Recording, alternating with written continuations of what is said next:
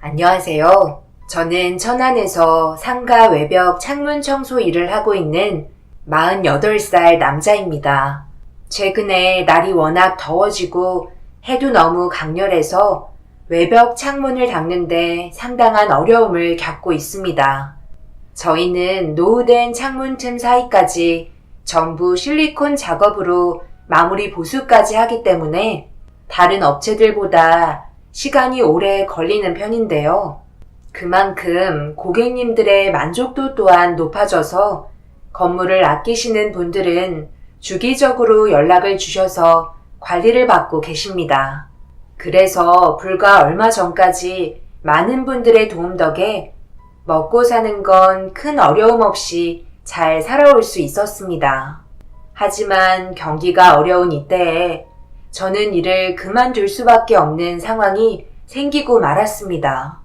그 이유는 지금부터 설명을 드리겠지만 여러분들께서 사연을 들어보신 이후 제 어느 부분이 부족했는지 알려주시면 정말 감사하겠습니다.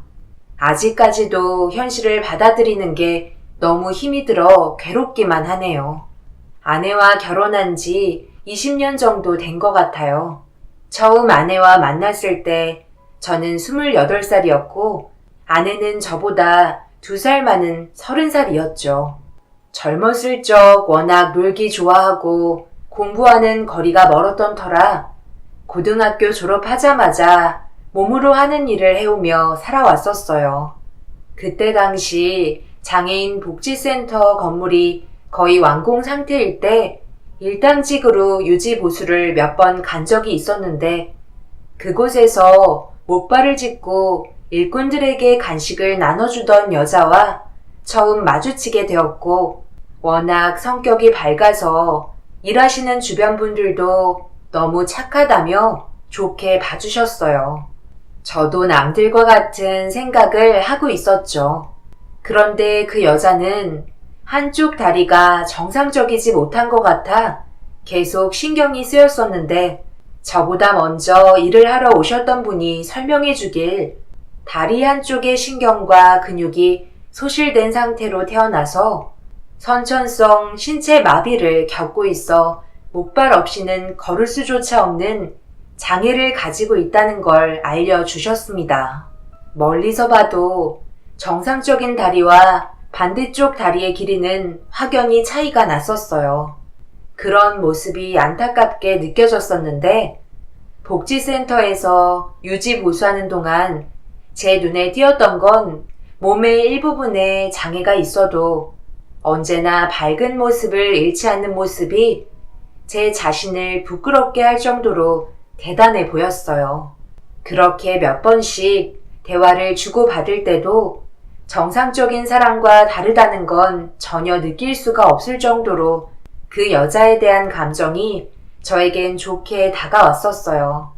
그리고 그런 시간이 지속될수록 그 여자의 모습이 계속해서 제 눈에 밟히더라고요. 결국 사랑이라는 걸 알게 된 순간 고백을 하게 되었어요. 처음에는 많이 당황스러워하며 장난이라고 생각했는지 저와는 더 이상 말도 섞지 않으려 하길래 몇 번이나 진심으로 다가가 제 마음을 보여줬습니다. 저도 처음엔 동정이라 생각했고 알 수 없는 감정을 부정하고 싶었지만 사랑이라는 걸 알았을 때부터 더 이상 숨기려 하지 않았어요.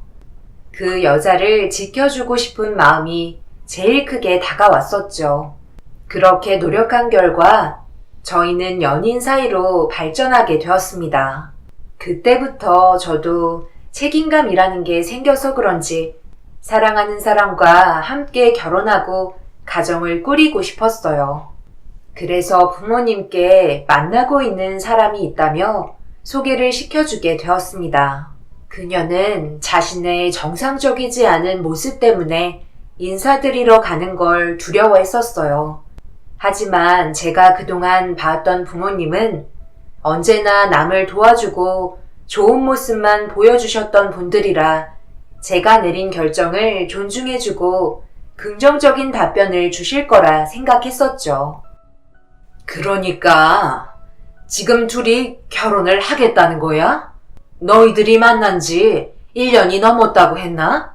엄마가 봤을 때 아직 이른감이 있는 것 같은데 너희들이 좋아서 결혼하고 싶은 마음은 충분히 이해하고 있긴 하지만 충분히 고민하고 결정을 내려야 하는 거야. 순간의 감정으로 결정을 한다면 둘의 인생이 불행해질 수도 있는 거라고. 내 말 무슨 뜻인지 알지? 너무 서운하게 생각하지 않았으면 좋겠어. 당신도 무슨 말이라도 좀 해봐요. 이대로 가만히 있을 거예요? 나야 당연히 당신과 같은 생각을 가지고 있지. 결혼이 무슨 애들 장난도 아니고 1년 만났다고 덜컥 결혼하는 게 말이 된다고 생각해? 도경이 너도 엄마 아빠의 입장을 생각해줘야 하는 거야. 결혼이 생각하고 있는 것처럼 쉬운 문제가 아니라고. 지금 도경이 네가 모은 돈이 얼마나 되지? 집 결혼식 비용조차도 없잖아. 놀고 먹기 좋아하는 놈이 결혼한다고 해서 달라질 수 있을 것 같아? 다시 제자리로 돌아오는 건 순식간이라고. 결국 서로의 아픔만 주고 이혼하게 될걸? 아빠, 무슨 말을 그렇게 하세요? 제가 그런 가벼운 생각만 가지고 혜인이를 데리고 왔겠어요? 그건 결혼하고 싶은 생각이 없을 때고 지금은 마음가짐 자체가 다르잖아요. 앞으로 열심히 살아가는 모습 보여드릴 테니 조금만 도와주세요. 그런 것도 싫으시면 저희 결혼 허락만이라도 해주시면 나머진 제가 알아서 할게요. 젊은 게 재산이라잖아요. 저 좀 믿어주세요. 부모님은 한숨만 푹푹 내쉬며 민망할 정도로 그녀의 발만 뚫어지게 쳐다보고 계셨어요. 그렇게 어색한 분위기를 이끌어가는 동안 그녀 또한 저와 같은 마음을 보여줬고 부모님은 더 이상 듣고 싶지 않았는지 나중에 다시 얘기하자며 서둘러 상황을 마무리하려 했습니다. 점점 안 좋아지는 부모님의 안색에 더 이상 좋은 말은 안 나올 것 같아 그녀를 집에 바래다 준 뒤 나중에 연락하겠다며 다시 부모님 집으로 돌아왔는데 갑자기 아버지는 제 뺨에 손을 올려 붙였습니다. 네가 지금 제정신이야? 많고 많은 여자들 중에 왜 하필 정상적이지 않은 여자랑 삶을 꾸려나가겠다는 거야? 내가 그동안 너를 힘들게 키운 게 저런 여자와 결혼하라고 지금까지 먹여주고 재워준 줄 알아? 한 번만 더 저 여자랑 결혼하겠다는 말 하기만 해봐. 그때는 이 정도로 넘어가지 않을 거야. 알겠어? 어디서 저런 장애를 가진 여자를 데려와선 아빠와 엄마를 설득하려 들어? 네가 아무리 놀고 먹고 살아온 볼품없는 인생이라도 결혼을 하고 싶으면 적어도 사지 멀쩡한 여자를 데려와야 하는 게 정상 아니야? 그렇게 보는 눈이 없어서 한쪽 다리는 아예 쓰지도 못하는 여자를 데려와? 엄마가 혈압 올라 쓰러지는 걸 보고 싶어서 그런 거야? 뭔가 불만이 있으면 말로 하면 되잖아. 돈이 필요한 거니? 아니면 사업을 하고 싶은 거야? 네가 원하는 거 다 해줄 테니까 제발 저런 여자랑 결혼하겠다는 말은 하지 않았으면 좋겠다. 선천적인 장애를 가지고 태어났다면서. 그럼 나중에 애라도 생겨서 저 여자의 유전자를 그대로 물려받게 된다면 그 아이의 삶도 너무 불쌍하다고 생각되지 않니?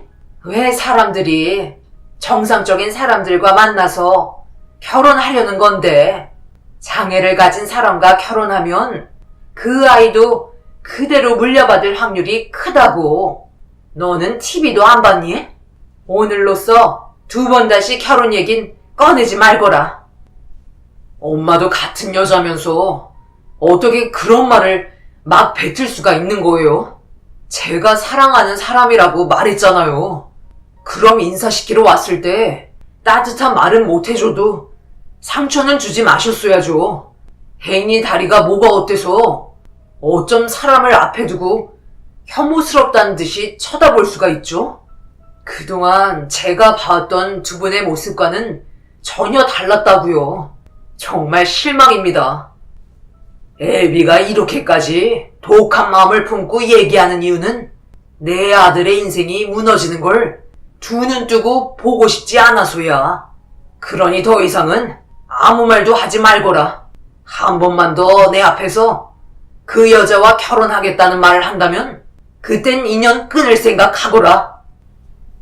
부모님은 처음으로 저에게 언성을 높이시며 화를 내셨어요.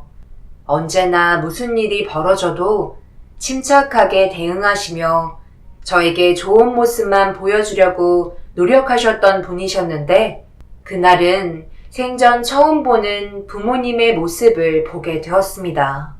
그렇게 한바탕 하고 난 뒤 한 공간에 있는 게 너무 힘이 들어 작은 원룸 하나 구해서 부모님과 따로 지냈었어요. 저희는 서로에게 시간이 필요했었습니다. 그리고 이 문제 때문에 걱정을 많이 하고 있던 그녀도 결국 정신적으로 너무 힘이 들었는지 자신이 가지고 있는 장애를 원망하고 있었어요. 한쪽 다리가 멀쩡했다면 저희 부모님의 반응도 그렇게까지 나쁘지 않았을 거라며 가슴을 치며 눈물을 흘렸습니다. 이런 모습 때문에 그녀의 부모님 또한 슬픔에 잠기셨고 저에게 미안해 하셨습니다. 그리고 그동안 자기 딸을 잘 챙겨줘서 고마웠다며 식사 자리를 마련해 주셨어요. 나는 처음에 자네가 내 딸을 데리고 장난치는 줄 알았었네. 어느 누가 장애를 가진 사람과 결혼할 생각을 하겠나? 그런데 자네의 마음이 진심이라는 걸 알게 된 이후부터 우리도 너무 행복했었네. 매일 거울을 쳐다보며 콧노래를 부르는 혜인이를 보는데 어찌나 눈물이 흐르던지. 그런 모습을 보니 어느새 우리도 이기적인 마음이 생기고 말았지. 자네가 결혼하겠다고 했을 때 거절을 하지 못했어. 분명 함께 살다 보면 많은 어려움들이 다가올 수 있겠지. 하지만 지금 당장 혜인이가 행복해하는 모습을 보니 둘의 결혼을 거절하고 싶지 않았네. 만약 내가 자네의 부모였다면 나 또한 똑같은 결정을 했을 걸세. 그만큼 단순한 문제는 아니니까. 그래서 우리도 이 말밖에 해줄 수 없을 것 같네. 둘의 결혼은 이루어질 수 없으니 우리 여기까지 하도록 하지. 결혼이란 건 모두의 축복을 받으며 행복하게 식을 진행해야 되는 건데 지금은 모두에게 불행을 안겨줄 뿐이야. 둘은 많이 힘들겠지만 현실이 이런 걸 어쩌겠나. 오늘이 우리의 마지막 시간이니 많이 들게. 혜인이도 그렇게 하기로 결정했으니 더 이상 인연을 만들지 않는 게 모두를 위한 일일세. 그날 저는 아버님의 말에 하늘이 무너지는 줄 알았습니다. 이미 그녀도 마음의 결정을 한 듯 저와 눈을 마주치지 않으려 했고 무슨 말을 해야 할지 몰라 멍한 표정으로 바라보고 있는데 저도 모르게 눈에서 눈물이 흐르고 있더라고요. 그때 당시 그녀와 저는 1년 정도밖에 만나지 않았었고 서로에 대해 많은 걸 알지도 못했지만 하나 확실한 건 제 마음이 그녀를 향해 있다는 거였어요. 그래서 저를 안쓰럽게 바라보셨던 그녀의 부모님께 다시 한번 확실하게 말을 했어요. 절대로 헤어지지 않을 거고 저희 부모님의 허락을 받아오겠다는 확고한 마음을 보여드렸습니다. 저에게는 부모님께 마지막 선택권을 드리는 거였어요. 반대를 하셔도 그녀와 함께하는 인생을 살아갈 거고 허락을 하신다면 최선을 다해 행복하게 살아가는 모습을 보여드리기로 마음을 먹었죠. 그렇게 다시 부모님 집으로 들어갔고 저와는 대화조차 하지 않으시려고 방으로 들어가신 부모님께 큰 소리로 얘기했습니다. 제가 진심으로 사랑하는 여자와 결혼하게 해달라며 애원했어요. 하지만 방 안에 계셨던 부모님께서는 더 이상 아무 말도 하지 않으셨고 밖으로 나오지도 않으셨어요. 저도 충분히 제 마음 전달해 드렸다 생각해 부모님께 마지막 인사를 드리고 집을 나왔습니다. 그리고 이런 결정을 내린 저의 모습을 보신 장인 장모님께서 많이 당황해 하셨지만 그녀와 떨어지지 않을 거라는 확고한 마음으로 손을 꽉 잡아 보여드렸었고 저희는 그렇게 아무것도 없는 형편에서 혼인신고만 한 채 결혼 생활을 시작했어요. 당연히 각자의 환경이 달랐고 의견 차이도 어느 정도 있었지만 거의 모든 걸 제 아내의 생각대로 움직여 주었습니다. 그러니 서로 다툴 일도 거의 없었죠. 책임감이 생긴 이후부터 최선을 다해 살아왔었어요. 행복하기 위해선 돈이 필요했습니다. 그래서 자는 시간도 줄여가며 물불 가리지 않고 일을 했었어요. 그 결과 처음엔 원룸에서 시작했지만 몇 년 뒤 둘이서 살기에 적당한 아파트에 들어갈 수 있었습니다. 처음 마련한 저희 집을 바라보며 눈시울이 붉어졌고 어느 정도 숨을 돌릴 수 있을 만큼의 여유가 생기기 시작할 때부터 하고 있던 많은 일들을 하나하나 줄여가면서 좀 더 여유롭고 안정적인 돈을 벌 수 있는 일거리를 알아봤어요. 제가 이렇게까지 돈에 집착했던 이유는 아내의 몸 상태 때문인데요. 그때가 여름이었습니다. 오래간만에 함께 놀이공원을 가려고 준비를 하던 도중 휠체어가 고장이 나서 수리하려고 매장을 찾으니 며칠 시간이 필요하다며 당일 고칠 수 없게 되자 어쩔 수 없이 목발을 짚고 놀이공원을 돌아다녀야만 했었죠. 하필 놀이공원 표까지 미리 끊어놨었기 때문에 돈이 아까워서라도 가야만 했어요. 그런데 놀이공원에도 휠체어를 대여할 수 있게 마련되어 있길래 고객센터에 문의를 했는데 가는 날이 장날이라고 전날에 휠체어 고장으로 사고가 났었는지 전체 수리를 맡겨서 늦은 오후에나 들어온다는 관계자의 말을 듣게 되었습니다. 어쩔 수 없이 목발을 짚고 놀이공원에 들어가게 되었죠. 그런데 날이 워낙 덥다 보니 아내가 금세 지쳐 하더라고요. 천천히 쉬면서 돌아다니면 괜찮다고 했지만 어딘가 불편해 보이길래 몸 상태를 유심히 살펴보았고 아내의 겨드랑이 쪽이 목발 때문에 계속 마찰이 생겼는지 빨갛게 달아오른 상태로 물집까지 잡혀 있었습니다. 저와 함께하는 시간이 너무 행복해서 그 기분을 깨기 싫어 불편하다는 말을 하고 싶지 않았다며 자유롭게 돌아다니지 못하는 본인의 몸 상태에 우울해하는 표정을 보이는데 그 모습을 보고 있던 제 마음이 너무 아팠었죠. 금전적으로 여유만 있었다면 모든 걸 다 해줬었겠지만 현실에 제 자신은 그렇지 못했기에 무조건 돈을 많이 벌어야만 했어요. 그리고 같이 일하시던 분이 사업 하나를 준비 중이라고 하시길래 알고 보니 건물 외벽 보수 작업 및 창문을 닦아주는 직업이었죠. 위험 요소가 있어서 그런지 노동 대비 돈이 짭짤했었어요.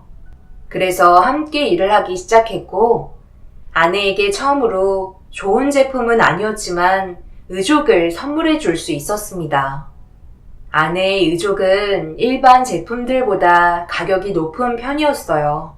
한쪽 다리를 잃은 게 아니라 감싸줘야만 했던 터라 맞춤 제작을 하는데 돈을 꽤 많이 지불했었죠.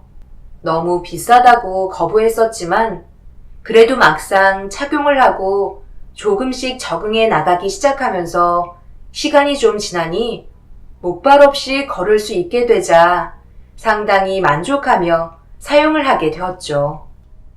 우리 집안 형편이 너무 어려워서 의족 하나 해주고 싶어도 돈이 없어서 구경만 했었는데 자네 덕에 혜인이가 목발 없이 걸을 수 있게 되니 지금 너무 꿈만 같네. 능력 없는 장인 때문에 자네가 너무 고생을 하는 것 같아 마음이 아프구먼. 당연히 해야 될 일을 한 건데요. 최고로 좋은 제품은 워낙 가격대가 높아서 제가 하고 있는 일이 잘 되면 더 좋은 제품으로 바꿔주겠습니다. 그래도 혜인이를 저에게 믿고 맡겨주셔서 감사합니다. 앞으로 더 행복한 모습 보여드릴게요. 그러니 장인어른께서도 더 이상 걱정 안 하셔도 됩니다. 그리고 조만간 결혼식도 진행할까 생각 중인데요. 괜찮으시죠? 결혼식? 지금 우리 영편에 무슨 결혼식인가? 그리고 자네 부모님과 아직까지 풀지 못하고 있는데 그냥 이대로 지내는 게 좋지 않겠나? 걱정돼서 하는 말이니 너무 기분 나쁘게 생각하지 말았으면 좋겠네. 자네와 혜인이한테 또 무슨 일이 생길까봐 그러지. 저희 부모님 없이 결혼식 진행할 겁니다. 그리고 혜인이도 드레스 한번 입어봐야 하지 않겠어요? 제가 꼭 그렇게 해주고 싶어요. 제가 부모님을 찾아뵙지 않고 결혼 생활을 유지하고 있는 걸 장인 장모님은 항상 불안해 하셨어요. 하지만 부모님께 찾아가 봤자 좋은 말 듣지 못할 게 뻔하고 혼인신고까지 했으니 목덜미 잡고 쓰러지는 것보다 차라리 얼굴 안 보고 사는 게 나을 거라 생각했어요. 모든 결정은 제가 하는 거기 때문에 부모님 없이 아내와의 결혼식을 진행하게 되었죠. 웨딩드레스를 입고 있는 아내의 모습은 너무나도 아름다웠고 행복해하며 웃고 있는 얼굴을 보니 저도 모르게 눈물이 흐르더라고요. 그렇게 제가 원하는 건 뭐든지 다 했고 아내에게 필요한 것도 제 몸을 깎아가며 다 해줬어요. 그리고 함께 일하던 사장님의 도움을 받아 따로 사업을 시작하게 되면서 안정적인 삶을 살아갈 수 있었어요. 모든 걸 제 손으로 읽어낸 노력의 결실에 만족하면서 아내와의 결혼 생활을 유지하고 있는데 언젠가 한번 부딪힐 거라 생각했었는데 작업을 끝내고 건물을 내려가자 밑에서 부모님이 저를 기다리고 계셨습니다. 그때가 10년 만에 처음 얼굴을 보는 거였죠. 항상 마음의 준비는 하고 있었는데 막상 얼굴을 마주하니 어떤 식으로 반응을 해야 할지 몰랐어요. 여기는 어떻게 알고 찾아오신 거죠? 2번 다시 제 얼굴 안 보시겠다며 도와달라고 애원했을 때 방에서 나오지도 않으셨잖아요. 저는 아버지 어머니께 볼 일이 없으니 이만 돌아가 주세요. 그날 이후로 제 마음속에 2분은 안 계십니다. 내가 생각이 짧았던 것 같다. 솔직히 그동안 네가 살아왔던 삶을 봤을 때 금방 포기할 줄 알았어. 더군다나 장애를 가지고 있는 여자와 살림을 차리겠다고 했을 때 애비로서 하늘이 주저앉은 느낌이었다. 너 그날 가고 나서 너희 엄마 하루도 편히 생활한 적 없었고 매일 밤마다 눈물로 세월을 보냈었다. 지금 너희 엄마 몰골을 한번 봐라. 이게 사람의 모습을 하고 있는 거니? 너희들 혼인신고도 하고 결혼식까지 했었다면서? 아빠와 엄마에 대한 분노 때문에 결혼식은 부를 수 없었다는 거 이해할 테니 여기에서 그만하자. 자식 이기는 부모 없다잖아. 너희들 진심으로 받아줄 테니까 다시 예전처럼 웃고 지내도록 하자. 10년의 세월이 지나버리니 우리도 그만큼 많이 늙었고 이렇게 서로 아픔과 상처를 주고받을 바엔 차라리 그냥 받아줄걸. 열심히 살아가고 있는 모습을 보니 그때 왜 이렇게 모질게 대했던 건지 지금 생각해보면 후회만 밀려온다. 아직까지 아빠 엄마한테 화가 풀리지 않았더라도 우리가 먼저 찾아와 손을 내밀었으니 그만 마음 풀어라. 너에게 상처 줘서 정말 미안하다. 너희 엄마도 모질게 했던 말들 때문에 많이 괴로워하고 있어. 부모님의 말에 그동안 서러웠던 마음의 상처들이 다시 떠올라 눈물을 흘리고 말았습니다. 고개를 떨구고 흐느끼고 있으니 어머니는 저에게 달려와 안아주셨고 미안하다며 보고 싶었다는 말을 반복해서 하셨네요. 그렇게 저희 가족이 다시 재회를 한 이후 양가 부모님 함께 만나 식사 자리를 만들었고 부모님께선 마음을 많이 내려놓으셨는지 제 아내를 며느리로 받아들여 주셨어요. 부모님과 다시 왕래를 하게 된 또 다른 활력소가 되었는지 더 좋은 모습을 보여드리기 위해 열심히 뛰었습니다. 사업도 더 잘 되기 시작했고 아버지의 도움으로 지인분들께서 가지고 계신 건물들도 제가 담당을 하게 되었습니다. 노력하는 만큼 그에 따른 결과는 크게 돌아왔고 직원들 수도 점점 늘어나면서 급격한 성장을 보여줬어요. 그리고 버는 만큼 자연스럽게 씀씀이도 커지게 되면서 외식도 자주 하고 양가 부모님 여행도 보내드리면서 아들로서 사위로서 최선을 다하며 살아가게 되었죠. 부모님께도 인정을 받으니 더할 나위 없이 행복했었습니다. 그날이 오기 전까지는요. 나 요즘 센터 가기 싫어졌어. 다른 사람들은 이것저것 자기들이 하고 싶은 거 많이 하면서 사는데 나는 센터 아니면 집이잖아.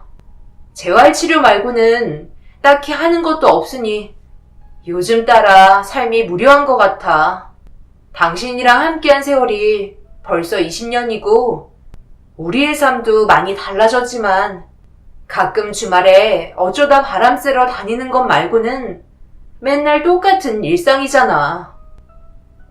그러니까 취미 생활을 하고 싶다는 거야? 관심 있는 거라도 있어? 내가 언제 당신이 하고 싶은 거 말하면 반대한 적 있어? 그렇긴 한데 이건 몸을 쓰는 거라 괜찮을지 모르겠네. 그런데 요즘 너무 답답해서 땀 흘리는 것도 나쁘지 않을 것 같고 요즘 재활센터에 다니는 아줌마들이 그러는데 장애인들의 삶에 활력을 북돋아주기 위해 나라에서 지원해주는 프로그램이 있나 봐. 나도 충분히 가능하다고 해서 한번 해볼까 하거든? 댄스 교습인데 지원자도 많아서 참가하는 것도 쉽지 않은가 봐. 댄스 교습? 춤추는 거? 당신 다리도 안 좋으면서 그걸 하고 싶다고? 그러다 다치기라도 하면 어쩌려고 그래? 이건 생각 좀 해봐야겠는데? 최근에 당신 다리가 많이 약해져서 약도 먹고 있는 상황이잖아. 그러다 큰일 나면 어쩌려고? 장애인들을 상대로 하는 거라 큰 움직임 같은 건 없대.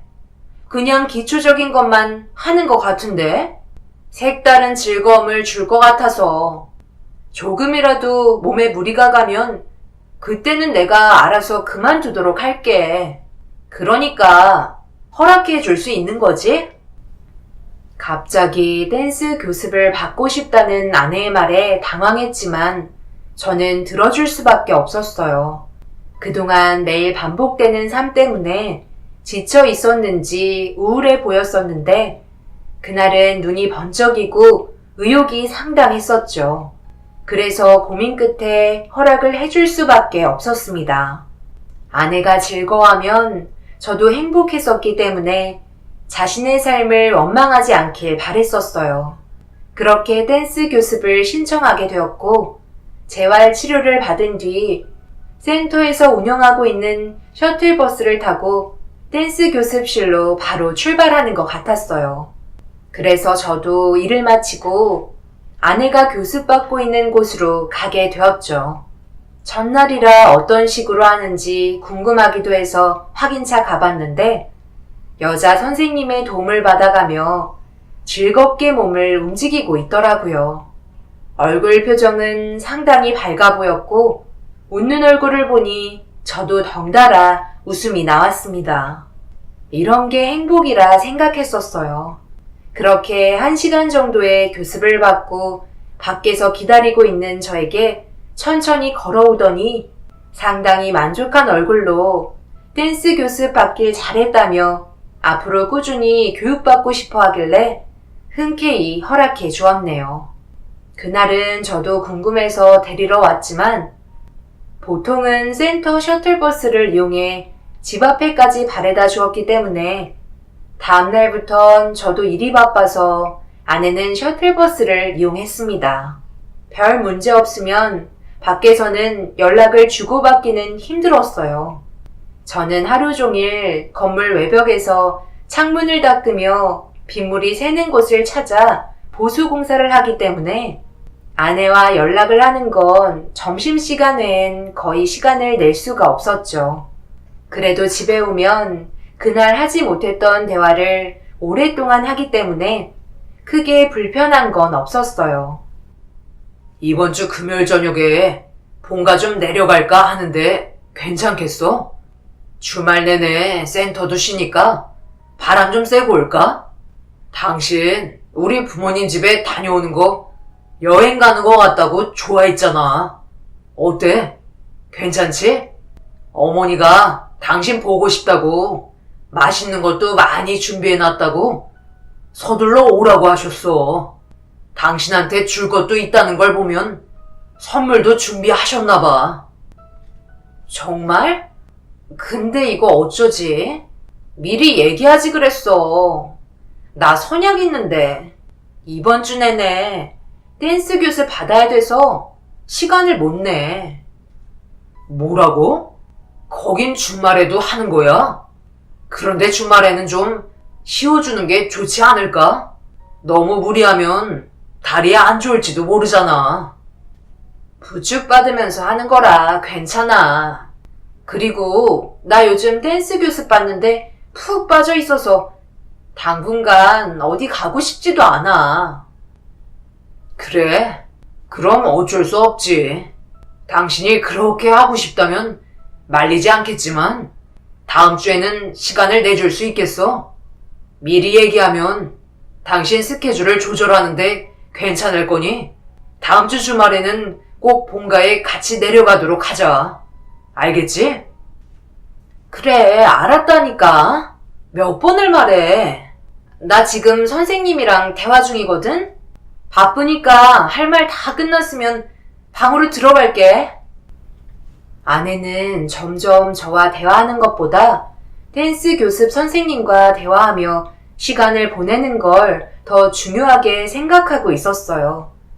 그리고 방에서도 그날 배웠던 동작을 연습하기 바빴습니다. 푹 빠져있는 모습을 보니 조금씩 걱정되기 시작했죠. 그냥 스트레스 푸는데 도움을 줄까 해서 허락을 해줬는데 지나칠 정도로 깊게 빠져있는 아내의 모습은 제 머릿속을 복잡하게 만들었어요. 앞으로 어떻게 하면 좋을지 고민에 빠져 있는데 어머니한테 전화가 왔고 저희 사정을 얘기한 뒤 다음 주에나 찾아뵐 수 있을 것 같다며 시간을 미루게 되었네요. 한 번도 이런 적이 없어서 많이 당황스러웠죠. 그렇게 일주일의 시간이 흐르고 돌아온 금요일 아침에 아내에게 약속한 대로 저녁에 본가에 내려갈 거라고 먼저 말을 걸었습니다. 저번 주에 약속했었지?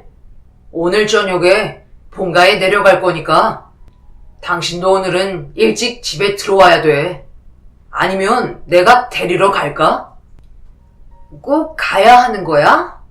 오늘 중요한 동작 배우는 날인데 왜 이렇게 사람을 귀찮게 하는지 모르겠네. 차라리 옛날이 좋았던 것 같아. 그게 무슨 말이야? 당신은 내가 부모님과 등 돌리고 지냈던 날들이 더 좋았다는 거야? 어떻게 그런 말을 할 수가 있어? 맞잖아. 그때는 우리끼리 자유로웠는데 지금은 내 마음대로 할 수 있는 것도 없고 거기 가서 솔직히 나는 할 게 없잖아. 당신이 제일 좋아해놓고 이제 와서 그런 말 하면 어쩌자는 거야? 그러니까 당신은 가기 싫단 말이야? 내 입장도 생각해 줘야지. 알았어. 가면 될 거 아니야. 나 좀 피곤하니까 들어가서 좀 더 누워 있을게. 오늘은 재활치료 없어서 조금 있다가 셔틀버스 오면 그때 교습실에 갈 거야. 다리도 불편해 죽겠는데 왜 이렇게 자주 오라시는 거야? 나도 생활이 있는데. 아, 불편해. 아내는 상당히 귀찮다는 말투로 비꼬면서 가기 싫다는 속마음을 계속 내비쳤어요. 그때 기분이 별로 좋지 않았지만 아내가 그만큼 본인이 하고 싶은 일이 있어서 더 그런 줄 알고 있었어요. 보통 무언가에 푹 빠져 있을 때 다른 건 하고 싶지 않잖아요. 아내도 똑같은 상황이라 생각했었죠. 그렇게 대충 대화를 마무리한 뒤 서둘러 현장으로 출발했어요. 출근하기 전에 아내와 안 좋은 대화를 주고받아서 그런지 그날 하루 종일 기분이 좋지 않았고 일이 손에 잡히지도 않았어요. 그래도 해야 될 일은 마저 끝내야 해서 열심히 땀 흘리며 외벽에 매달려 창문을 닦았습니다. 그런데 마지막 일정이 잡혀 있던 곳이 아내가 댄스 교습을 받는 건물이라 일을 마치고 데려가면 될 것 같아 서둘러 직원들과 함께 현장에 도착을 했고 한 라인씩 맡아서 창문을 닦으며 내려가고 있는데 창문 너머 교습실 안에 아내가 보이지 않더라고요. 다리가 불편한 아내를 집에 혼자 두고 온 게 마음에 걸렸었죠. 차라리 미리 교습실에 데려다 주면 좋아했을 텐데 저도 감정이 상했던지라 그냥 출근했던 게 마음이 쓰였습니다. 그렇게 창문을 다 닦고 현장 정리를 하려던 도중 위층에서 직원이 제가 맡은 곳에 창문이 벌어져 있다는 연락을 받았는지 보수 공사를 해야 할 것 같다는 말에 실리콘을 챙겨서 다시 창문을 타고 내려갔어요. 그리고 노화가 돼서 너덜거리는 실리콘을 제거하고 보수 공사를 끝낸 뒤 다시 천천히 내려가던 도중 저는 그 자리에 멈춰 한참 동안 교습실 안의 광경을 보게 되었네요. 아내는 어떤 남자에게 몸을 맡기고 춤을 추고 있었는데 그 남자는 다름 아닌 재활센터 셔틀버스를 운전하던 남자였어요. 거의 10년을 알고 지냈던 분이셨죠. 저희와 나이도 비슷해서 통하는 부분도 많았는데 왜 그 남자가 제 아내를 끌어안고 춤을 추고 있는지 이해할 수가 없었습니다. 그리고 저는 보면 안 될 충격적인 모습을 보고 말았고 말도 안 되는 광경에 분노에 차버려 현장을 덮치려고 서둘러 밧줄을 내리려는데 갑자기 어머니께서 교습실을 덮쳤습니다. 갑자기 들이닥친 모습을 확인한 저는 급하게 내려가 몸에 있던 장비를 풀어헤치고 다급히 교습실로 올라갔어요. 그런데 그 자리에는 아버지도 함께 있었습니다.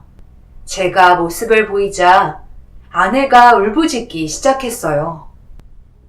여보, 갑자기 아버님, 어머님이 나타나셔서 이 사람에게 손을 날리고 나까지 밀쳐서 지금 다리를 좀 다친 것 같아. 나 좀 도와줘. 갑자기 왜 이러시는지 나도 잘 모르겠어. 어머님, 저번 주에 찾아뵙지 못해서 그러시는 거예요? 내가 지금 그것 때문에 그런 줄 아니? 네가 하도 시간이 안 되는 것 같아서 이번에 우리가 직접 올라왔는데 저번 주에 도경이가 얘기해 준 게 생각이 나서 어떤 식으로 하고 있는지 궁금하니까 겸사겸사 들려봤는데 너희들 지금 뭐 했니? 너까짓게 지금 내 아들을 두고 저딴 놈이랑 바람을 피워? 어디서 무슨 말을 하는지 모르겠다는 얼굴 표정을 보이고 있는 거야? 도경 아빠, 저 사람 똑바로 잡고 있어요. 내가 오늘 두 놈들을 절대 용서하나 봐라. 그동안 잘 먹고 잘 살아오니까 배가 불렀지? 할 짓이 그렇게 없어서 저딴 놈과 입술을 부딪혀? 네가 그러고도 사람이야? 내 아들이 그동안 너한테 헌신한 게 20년인데 고마운 줄 모르고 감히 내 아들을 배신해? 오늘 내가 너를 가만두나 봐라. 당신은 그놈 도망가지 못하게 꽉 잡고 있어. 엄마, 지금 뭐 하시는 거예요? 그러다 큰일 난다고요. 제발 부탁이에요. 진정 좀 하시고 그만하세요. 돌이킬 수 없는 결과를 가져올 수도 있다는 거 몰라요? 대화로 풀고 문제가 있으면 법적으로 처리하면 되는 거잖아요. 그러니 제발 그만하세요. 도경아, 엄마는 절대 용서할 수가 없다. 그동안 도경이 네가 고생하고 헌신한 것만 생각하면 가슴이 찢어질 것처럼 아픈데 정작에는 그동안 배가 불렀는지 다른 쪽으로 눈길을 돌리고 있었는데 엄마가 두 눈으로 현장을 봤는데 그만하라고? 엄마한테 법적으로 불리하게 적용이 되더라도 내 결정은 편하지 않을 것 같구나. 못난 엄마를 용서해다오. 그 순간 엄마는 대형 창문으로 아내와 함께 떨어졌고 비명을 지르며 급하게 1층으로 내려갔어요. 천만다행인 건 어머니와 아내 둘 다 생명에는 지장이 없었죠. 아내의 잘못된 선택과 행동 때문에 저희 집안은 초전박살이 나고 말았습니다. 그렇게 어머니와 아내는 응급실에서 치료를 받게 되었고 어머니는 어깨와 손목 골절상을 입게 되었습니다. 그런데 아내의 상태가 상당히 심했었죠. 장애를 입고 있던 다리도 크게 다쳤지만 문제는 반대쪽 다리의 정강이뼈가 돌출이 되면서 대수술을 진행해야만 했어요.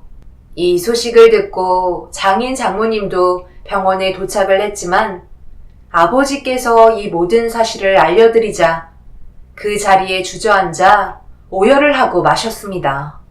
셔틀버스 기사는 경찰서에서 조사가 진행이 되었고 현장에 함께 있던 저와 아버지도 함께 조사를 받게 되면서 상황은 점점 안 좋아지게 되었네요. 왜 그런 행동을 해서 상황을 이렇게 만들었는지 아내의 말을 들어야만 했어요. 아내는 12시간 끝에 수술실에서 나와 병실로 옮겨졌고 아버지와 저도 조사를 마친 뒤 추가적인 문제가 있을 때 다시 경찰서로 가야만 했었죠. 어머니는 깨어나자마자 오열을 하셨고 다른 병실에서 치료를 받고 있는 아내도 정신을 차렸는지 눈을 뜨며 저희를 바라봤습니다. 저는 단둘이 대화하고 싶다며 자리를 만들어 달라고 부탁했어요. 하나부터 10까지 왜 그랬는지 전부 들어야만 했습니다. 그리고 아내는 입을 열었어요. 한순간의 실수였어. 그동안 함께 알고 지냈던 시간이 많아서 그랬는지 서로 자연스럽게 끌리게 된 것 같아. 그러다 어머님이 본대로 나는 그 사람과 또 다른 감정이 들었고 그로 인해 해선 안 될 선을 넘고 말았어. 이건 내 실수야. 인정할게. 당신이 그동안 나에게 해줬던 모든 걸 감사하게 생각해. 그런데 정작 내 옆에 제일 오래 있었던 사람은 당신이 아니라 그 사람이었다고. 도움이 필요할 때 내 곁에 언제나 있었어. 당신은 돈을 벌기 위해 열심히 일을 했지만 그 사람은 나에게 실질적인 필요를 해결해 줬던 거라고. 그러니 자연스럽게 몸이 이끌린 것 뿐이야. 미안해. 내 실수야. 용서해줘. 그게 지금 나한테 할 말이야?